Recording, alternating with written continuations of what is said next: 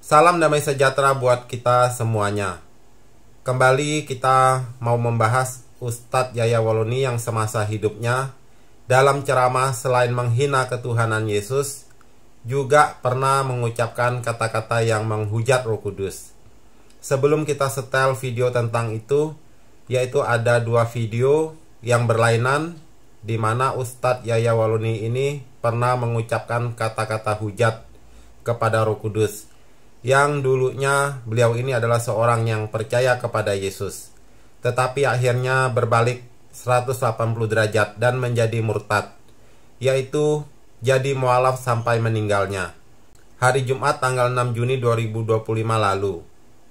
Saya mau bacakan ayat dalam Alkitab yang mungkin banyak orang Kristen yang salah mengartikan ayat ini, yaitu di Lukas 12 ayat yang ke-10.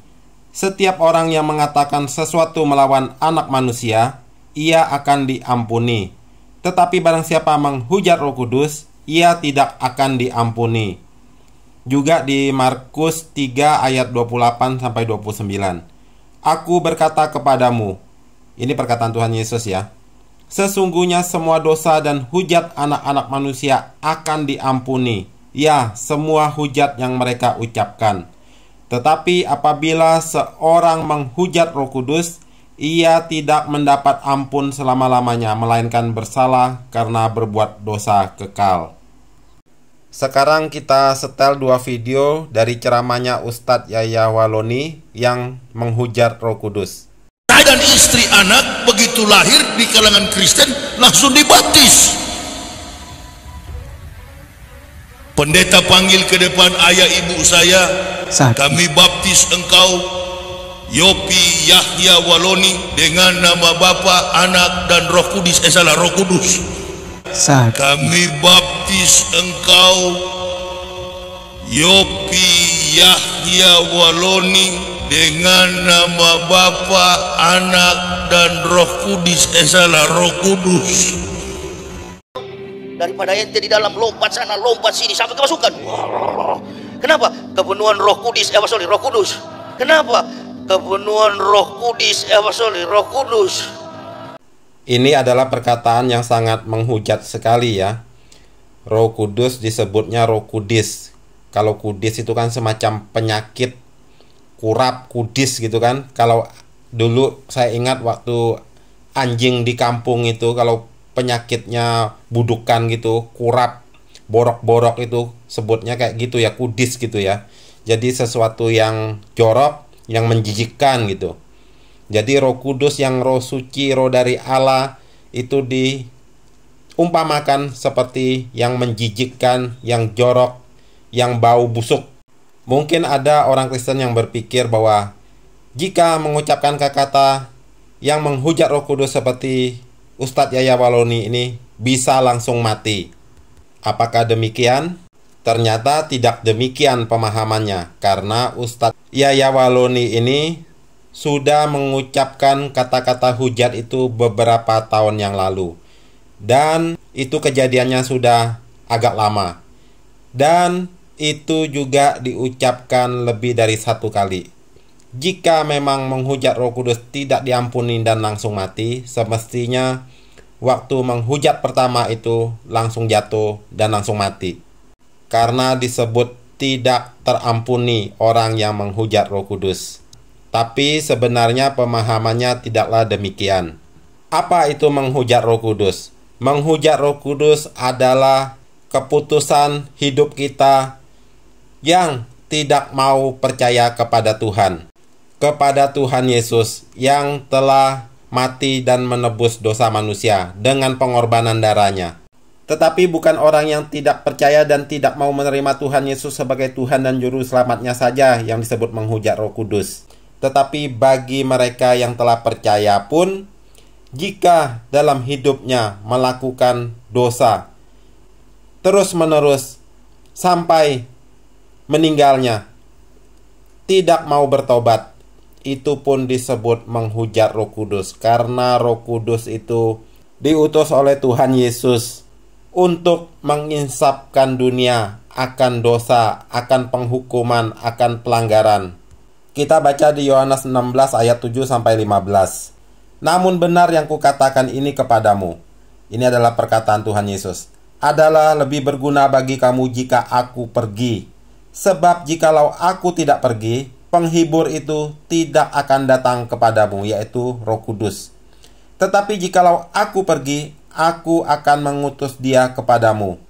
Dan kalau ia datang, ia akan menginsapkan dunia akan dosa, kebenaran, dan penghakiman. Akan dosa karena mereka tetap tidak percaya kepadaku. Akan kebenaran karena aku pergi kepada Bapa dan kamu tidak melihat aku lagi. Akan penghakiman karena penguasa dunia ini telah dihukum. Masih banyak hal yang harus kukatakan kepadamu, tetapi sekarang kamu belum dapat menanggungnya. Tetapi apabila ia datang, yaitu Roh kebenaran, ia akan memimpin kamu ke dalam seluruh kebenaran.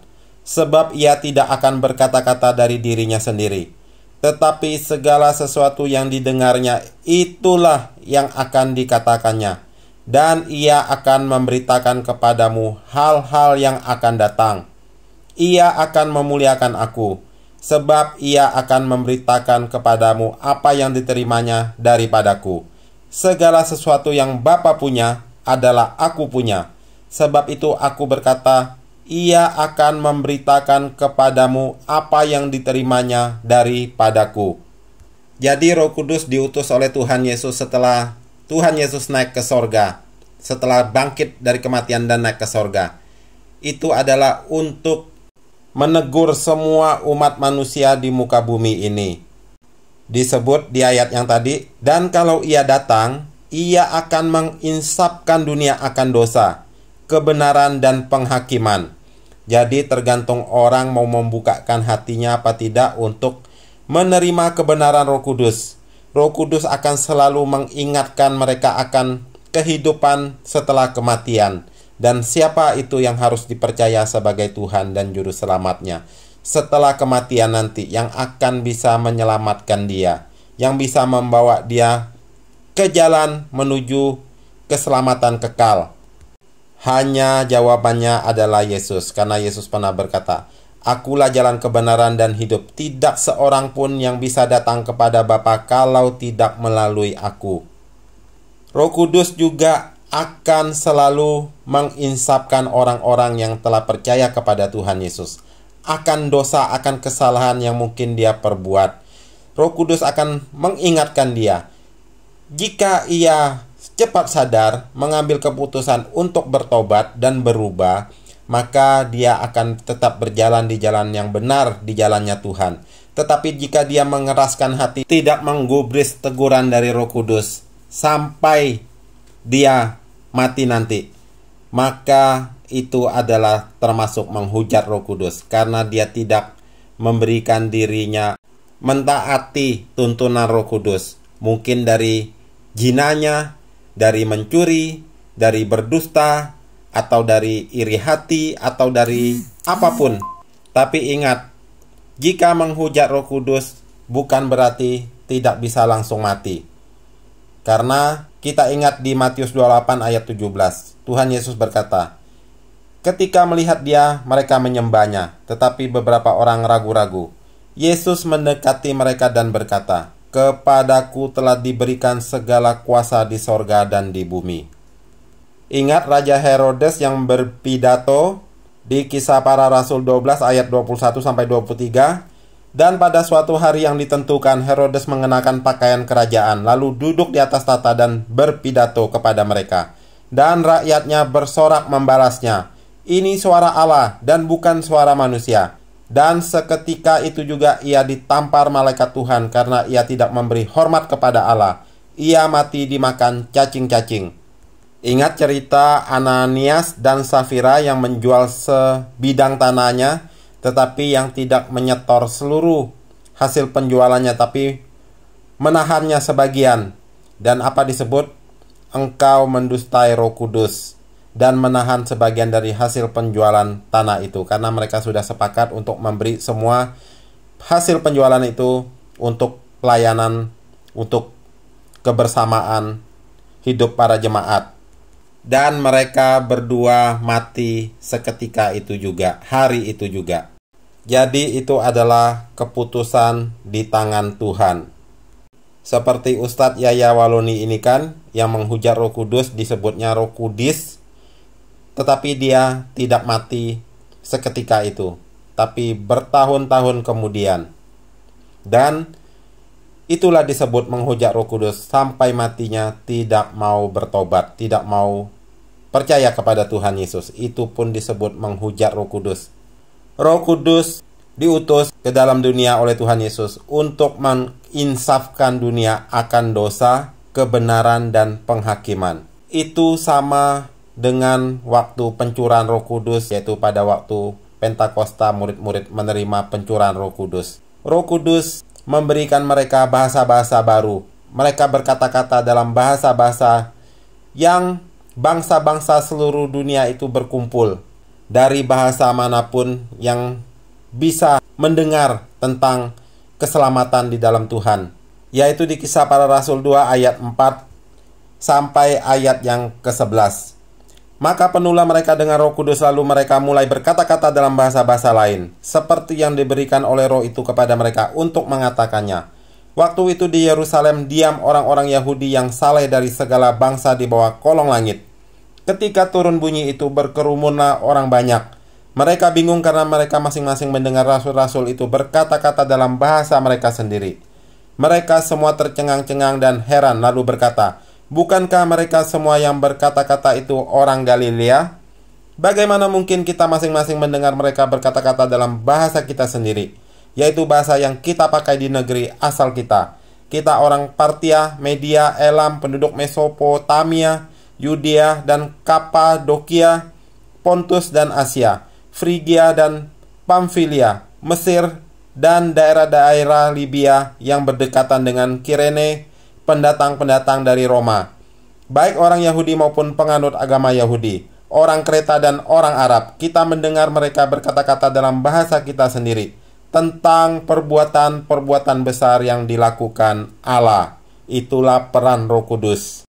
Jadi yang disebut menghujat Roh Kudus adalah jika orang tersebut tidak mau bertobat, baik itu dia belum percaya kepada Tuhan Yesus maupun sudah percaya kepada Tuhan Yesus tetapi hidupnya di dalam dosa.